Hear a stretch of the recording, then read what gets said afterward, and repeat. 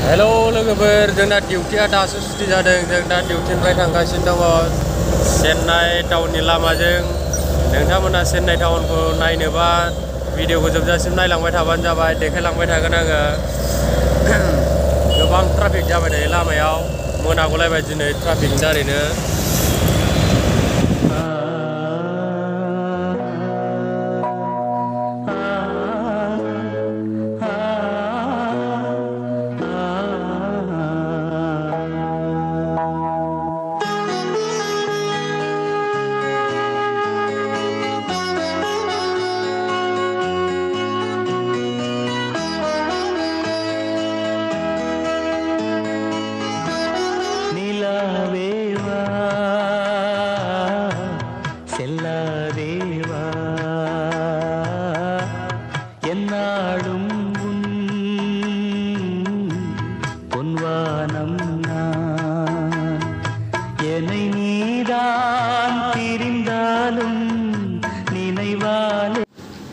मात्र बेल'सो जोङो बाहेराव फैबा जायगानि सिनायनाय मानसिफोर रावबो नुयैखाय लाजिनाय मोना, बेल'सो। थेवबो आसामनि खामानियासो साबसिन बोरैबा बुंनो थाङोबा। जोंनि गुवाहाटिफ्रावबो खामानिखौ मोनो बेफोरबायदिनो। जों सानफ्रामबो गारिजों थांलाय फैलाय थांबाय थानांगौ। खमैबो 5 किल'मिटारसो गोजान जायो जोंनि रुमनिफ्राय खामानि मावनायसिम।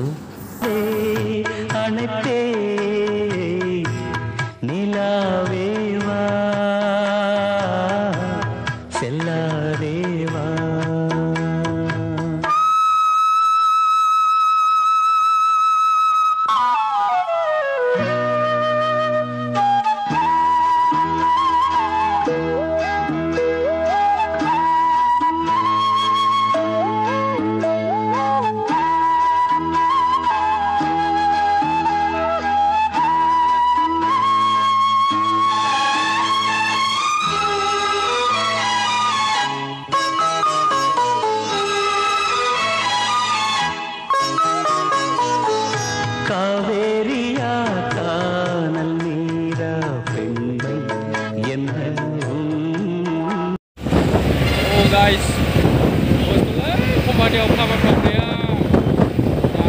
company Malana Sweden,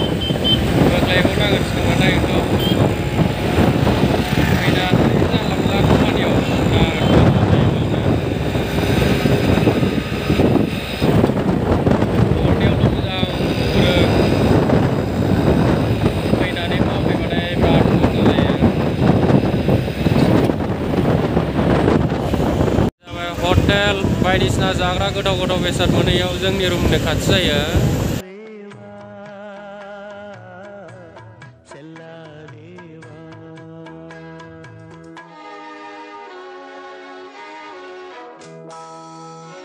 नैबे जाहैबाय राइस मिल, बेयाव माइनिफ्राय माइरं दिहुननाय जायो।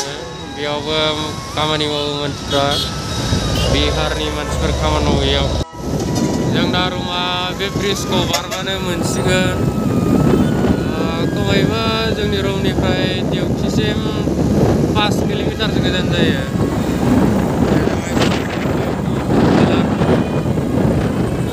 टावार हाउस, ब्रिज,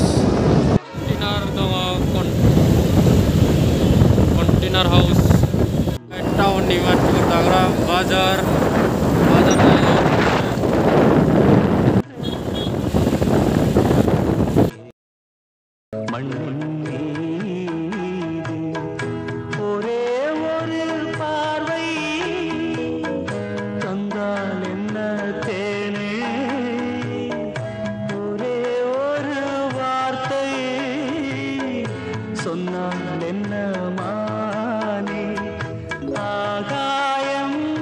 बे गारिजोंनो सानफ्रामबो डिउटियाव थांलाय फैलाय खालामबाय थानांगौ जायो। मालाबा बासजों, मालाबा गारिजोंनो, इयो कम्पानिनिनो गारि थांलाय फैलाय रुमनिफ्राय।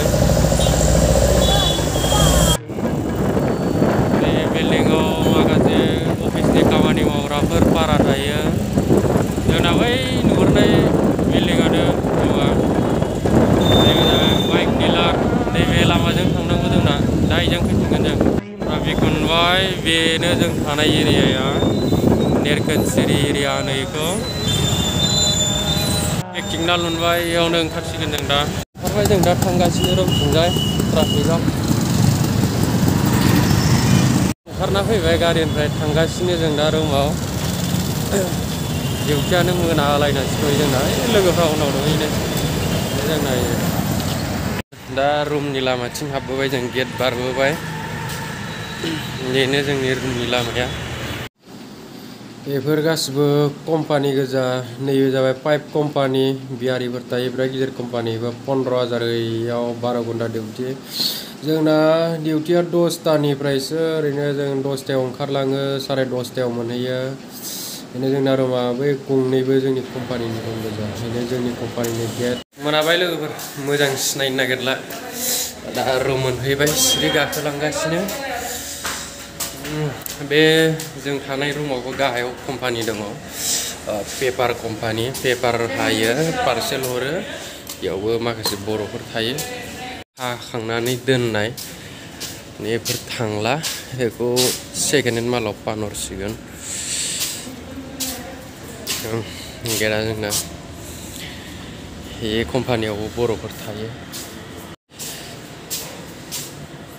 गोजौआव ससे लोगोफोर रुमाव मोनफैबाय दासो नोंथांमोना सानो नामा कम्पानिनि रुमखौ बिराद मोजां टाइल्सनि न'आव उन्दुनो मोनो पाखानि न'आव उन्दुनो मोनो जोंनाथ' नै हांगार गोजा गोसोम मेमब्रां बिसिनायाबो जों बानायना लानायसो बिसिनाफोर गैया आलासो अयनायथार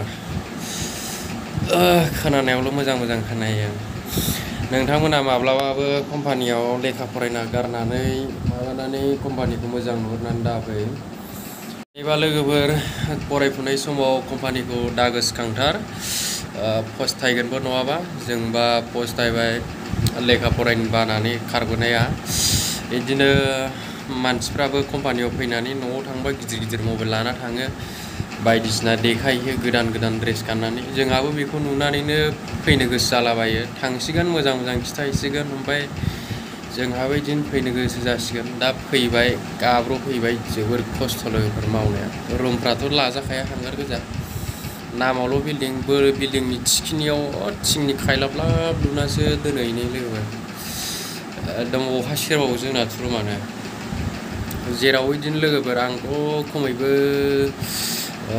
मोनब्रै मोनबासो कम्पानि गिदिंबाय जेरावबो कम्पानियाव रुमानो मोजां नङा ओरैजाय कम्पानिनि रुम मोजां मोनो होमबा हटेलफ्रावल'सो मोनो बाखि बेलेग कम्पानिफोरनि रुमाव मोजां मोना ओरैनो खोनानायावल' मोजां लोगोफोर मोनाबायबो आंनि भिडिअखौ नायनानै मोजां मोनदोंबा साबस्क्राइब खालाम लोगोसे बेल आइकनखौबो दाबायनानै ला जाहाथे आं आपल'ड होनाय लोगो सिगां नुग्रोनो मोनो आंनि भिडिअखौ लोगोसे मोजां मोनोबा शेयार खालामना हो लासैनो आङो कम्पानियाव मा खामानि मावनांगौ बेफोरखौ खिथालांगोन लोगोसे चेन्नाइआव मा जायगा दं बेफोरखौबो देखायलांगोन ओरैनो भिडिअआव सागर पार्क बेरायनाय भिडिअ दं नोंथांमोना बेफोरखौ नायबानो जाबाय बाय लोगोफोर गुड नाइट